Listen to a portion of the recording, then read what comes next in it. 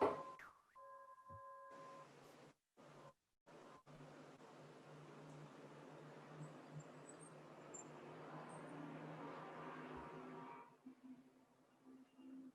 noite.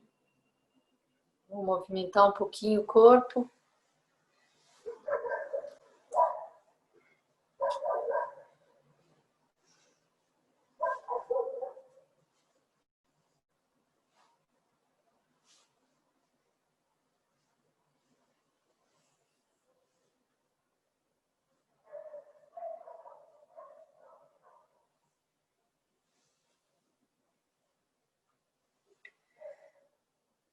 Vamos seguir a leitura.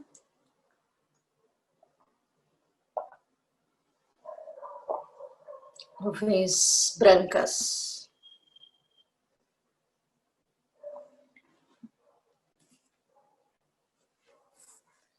Hoje, capítulo 39. Esperando pelo alvorecer. 3 dias após o término da estação chuvosa, um homem chamado Sudatta fez uma visita a Buda para perguntar se ele poderia ensinar o caminho do despertar em Kosala. Ele era um mercador extremamente próspero, morador da capital, Sravasti, no meio de Kosala, o qual era regido pelo rei Prasenajit.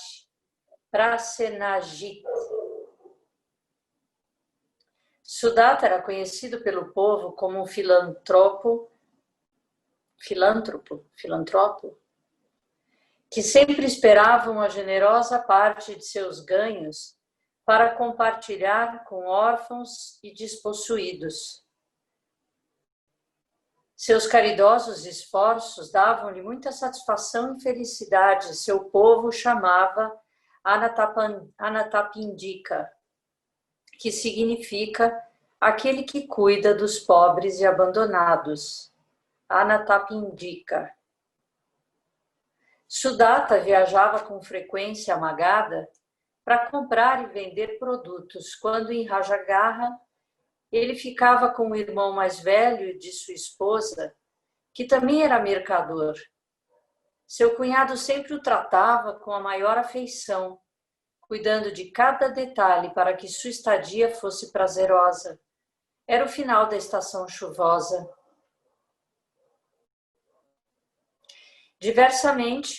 Diversamente do usual, seu cunhado não providenciara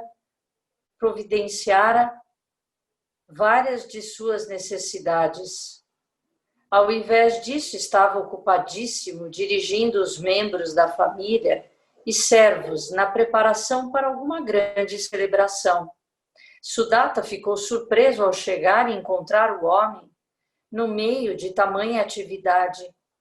Ele perguntou se estariam se preparando para promover um casamento ou observância de algum aniversário de falecimento. O cunhado respondeu: convidei Buda e seus bhikkhus para uma refeição amanhã. Sudatta perguntou com alguma surpresa: Buda não quer significar ou não significa aquele que despertou? Sim, exatamente. Buda é uma pessoa desperta. Ele é o mestre iluminado. Ele é maravilhoso e radiante. Amanhã você terá a chance de encontrar essa pessoa tão incomum. Ele não sabia explicar o porquê, mas só de ouvir o nome Buda, Sudatta se encheu de felicidade e inspiração. Quis ouvir mais sobre aquele professor iluminado. O cunhado explicou como, após observar os bhikkhus serenamente mendigando na cidade, for escutar Buda na floresta de bambus. Ele havia se tornado um dos discípulos leigos de Buda e até mesmo construíra certo número de choupanas de palha no monastério, como uma oferenda, a fim de proteger os bhikkhus do sol e da chuva. Havia supervisionado a construção de 60 choupanas em um único dia. Sudatta maravilhou-se. Talvez fosse uma conexão de uma outra vida. Ele sentiu grande amor e respeito por Buda bem dentro do seu coração. Não podia esperar até o meio-dia seguinte para encontrar o mestre. Passou a noite em claro, ansiosamente esperando pelo alvorecer, de modo que pudesse fazer uma visita matutina ao monastério da Floresta de Bambu. Por 3 vezes levantou-se da cama para ver se o dia já amanhecera, mas todas as vezes o céu ainda permanecia escuro. Incapaz de conciliar o sono, ele se levantou de vez, vestiu-se, calçou seus sapatos e saiu pela porta. O ar estava frio e havia neblina. Ele ultrapassou o portão Sivaca e seguiu em direção à floresta de bambus. Quando chegou, os primeiros raios do sol da manhã estavam brilhando sobre as folhas do bambuzal.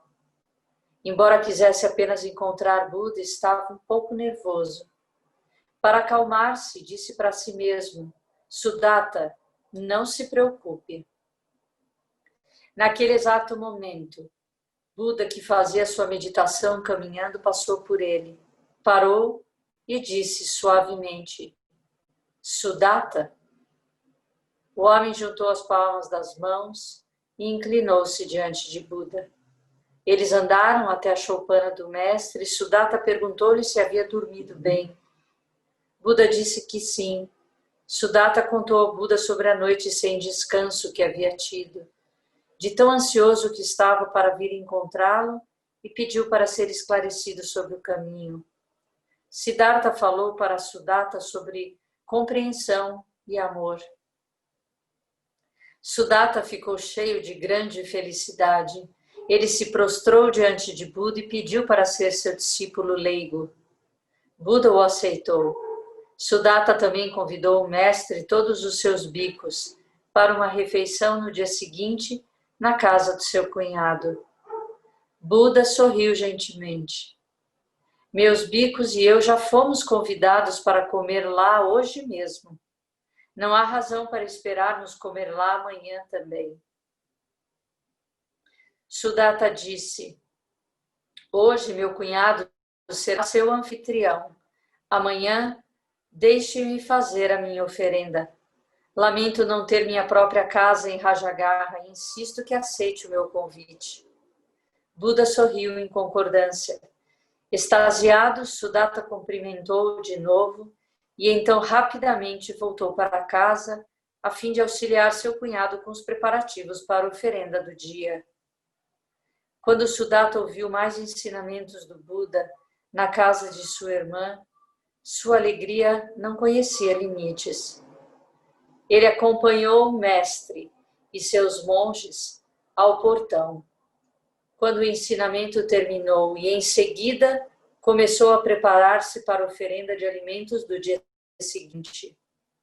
O cunhado juntou seus esforços com entusiasmo, chegando mesmo a dizer: Sudatta, você ainda é meu hóspede. Por que não me deixa tomar conta de todos os preparativos? Sudatta, contudo, insistiu em tomar conta de todas as despesas, aceitando apenas deixar a família auxiliar na arrumação da casa e cozinhar alguns pratos. Quando Sudatta ouviu mais ensinamentos do Buda no dia seguinte, seu coração se abriu como uma flor. Ele se ajoelhou e disse: Senhor Buda, o povo de Kosala ainda não teve a oportunidade de recepcionar a você e a Sangha e de aprender sobre o caminho do despertar. Por favor, considere meu convite para que vá a Kosala e fique por certo período. Por favor, tenha compaixão pelo povo de Kosala. Buda concordou em discutir a ideia com seus discípulos veteranos. Ele prometeu dar uma resposta para Sudatta em breve. Poucos dias depois, Sudatta visitou o monastério da Floresta de Bambus e recebeu a boa notícia de que Buda havia decidido aceitar seu convite. Buda perguntou se haveria algum lugar adequado, próximo de Sravasti, onde uma grande comunidade de bhikkhus pudesse habitar. O rapaz assegurou que encontraria um lugar e proveria as necessidades de toda a sanga enquanto eles estivessem lá. Também sugeriu que o mestre permitisse ao venerável Shariputra ir com ele, primeiro para Kosala, a fim de auxiliar nos preparativos para sua chegada. Buda perguntou ao monge se gostaria de ir ou não, e ele respondeu que ficaria feliz em ir. Uma semana mais tarde, Sudatta veio à floresta de bambus encontrar-se com Shariputra. Eles saíram juntos, atravessando o Ganga e viajando para Vesali, onde foram encontrar Ambapali e passaram a noite em sua floresta de mangueiras.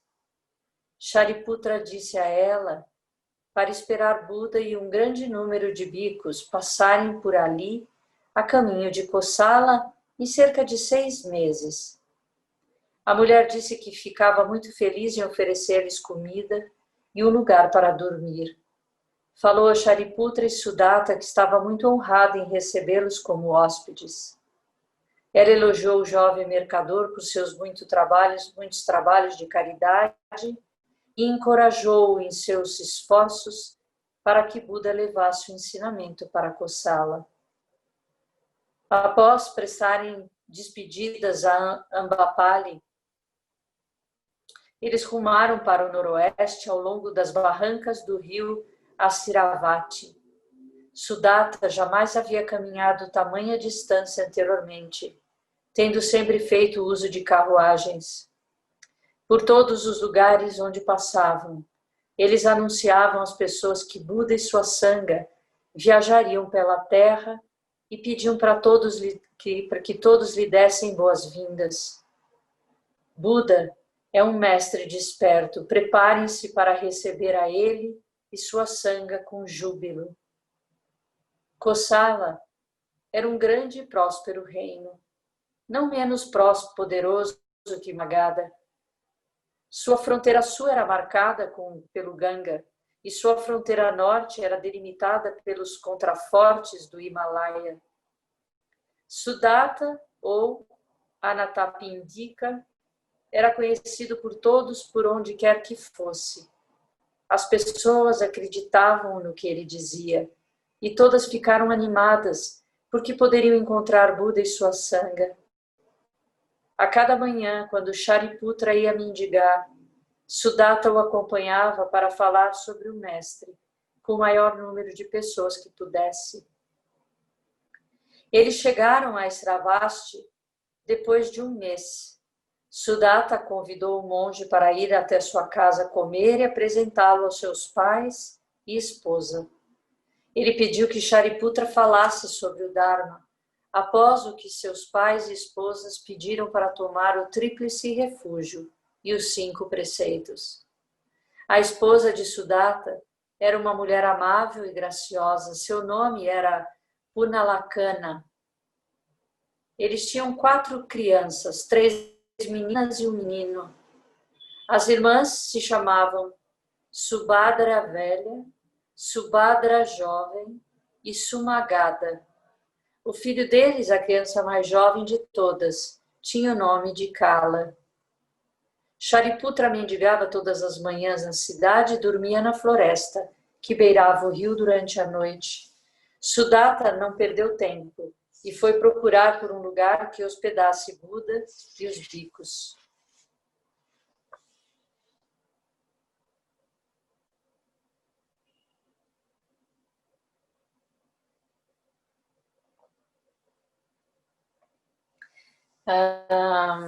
É incrível como não tem, que a gente ouve dos mestres, né, que eles não têm descanso. Então não tem essa coisa, onde pedirem por ensinamento, ele ia, né? E imagina nessa época que não era pegar um avião e uma hora tá lá, era caminhando, né? Então é bonito de ver, né, a determinação e a certeza, né, de que do caminho que ele tinha descoberto, né, e de que era possível passar para o maior número de pessoas, que não é algo difícil de realizar.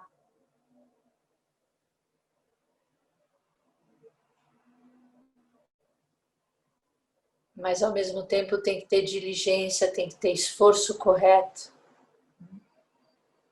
Então, eu acho, essa passagem eu acho bem bonita, porque agora você começa a ver que ele vai indo, né? Primeiro ele volta, né? Para as crianças, para o rei Bibissara, ele volta para a família. Em cada lugar que ele vai, mais pessoas querem se tornar discípulos dele, leigos e monásticos, né? Você vê que já fala bastante dessa sanga leiga, né? Pessoas que querem ser discípulos, mas não necessariamente monásticos. E é isso, é interessante, né? Ele não tem descanso, não tem parada. Onde pedirem para ele falar, ele fala, né? Não tem hesitação nenhuma de transmitir o Dharma, né? Alguém quer falar alguma coisa?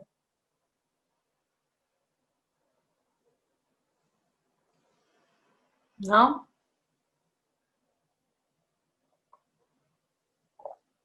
Está sendo muito inspirador ler esse livro, reler esse livro com vocês.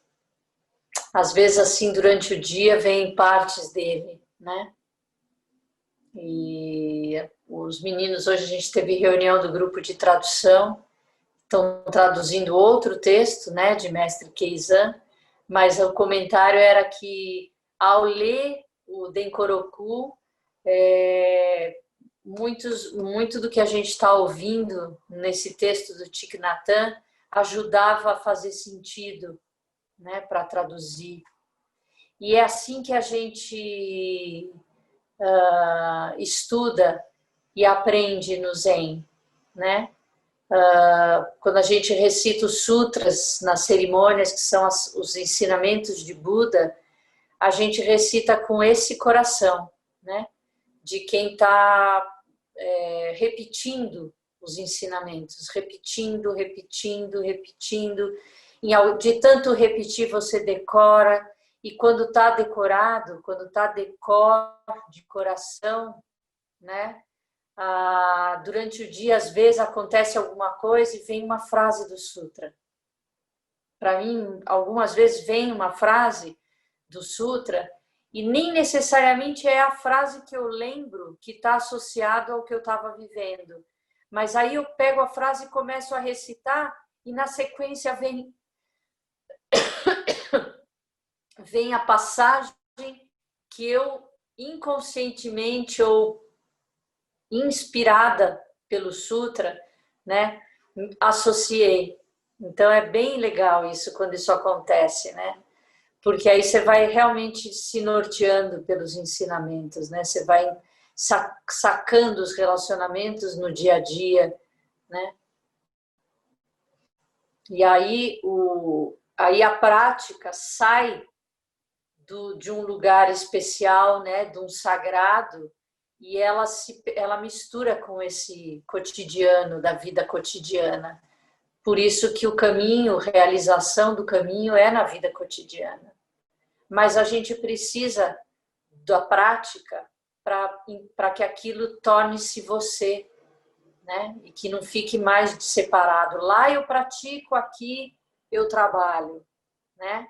Lá eu acolho as pessoas, eu sou gentil, eu me preocupo em ter escuta, mas quando eu estou em casa, não, quando eu estou no trabalho, não, né? Então, aí você começa a experimentar esse lugar que não é lugar, né? O lugar do não lugar. Acho que é isso. Alguém quer falar alguma coisa? Senão a gente encerra, vamos fazer a retribuição de méritos.